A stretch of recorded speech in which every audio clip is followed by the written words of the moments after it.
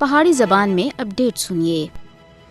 انسانی حقوق عالمی تنظیماں سن مقبوضہ جموں کشمیر وچ انسانی حقوق تے محافظ خرم پرویز دی رہائی دا مطالبہ کیتا ہے۔ جبری گرفتاریاں دے بارے وچ اقوام متحدہ دے ورکنگ گروپ سن بھارتی حکام تے انسانی حقوق تے کشمیری علمبردار خرم پرویز دی فوری طور دے تے رہائی دا مطالبہ کیتا ہے۔ International federation of human rights دی صدر ایلیس موگوئے سن اقوام متحدہ گروپ تے اس مطالبے دے تے تبصرہ کردیاں ہویا آکھیا ہے کہ خرم پرویز دی رہائی دا اقوام متحدہ دا مطالبہ بالکل صحیح ہے اور اس دی تصدیق ہوندی ہے کہ انہاں کو انسانی حقوق کے سلسلے وچ انہاں دی سرگرمیاں دی وجہ تھی گرفتار کیتا گیا ہے۔ عالمی ادارے دے سیکرٹری جنرل سن آخیا ہے کہ بھارت کو اختلاف رائے کو چپ کرانے دی اپنی پالیسیوں کو بٹانا اور بھارت وچ انسانی حقوق کے تحفظ دے حقوق دی ضمانت دینی چاہیے۔ انہاں دا مزید آخنا سا کہ خرم پرویز دی منمانی غیر منصفانہ گرفتاری مودی دی مکرو پالیسیاں کو بے نقاب کرنے والیاں کو بھارت تے مسلسل حملہ دا نتیجہ ہے۔ خرم پرویز دی 22 نومبر 2021 وچ گرفتاری دا مقصد مقبوضہ جموں کشمیر وچ بے آواز متاثرین دی آواز کو خاموش کرنا سا۔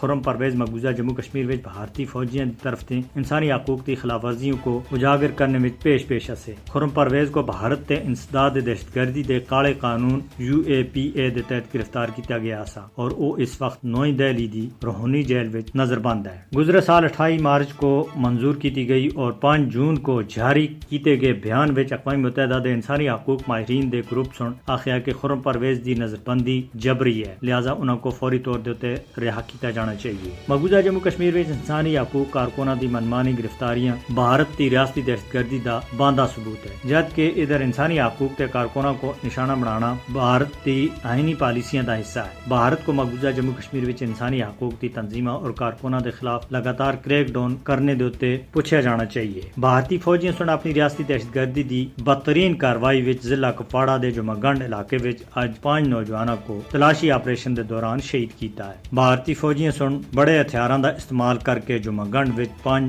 نوجوانوں کو شہید کرنے دا دعویٰ کیتا ہے۔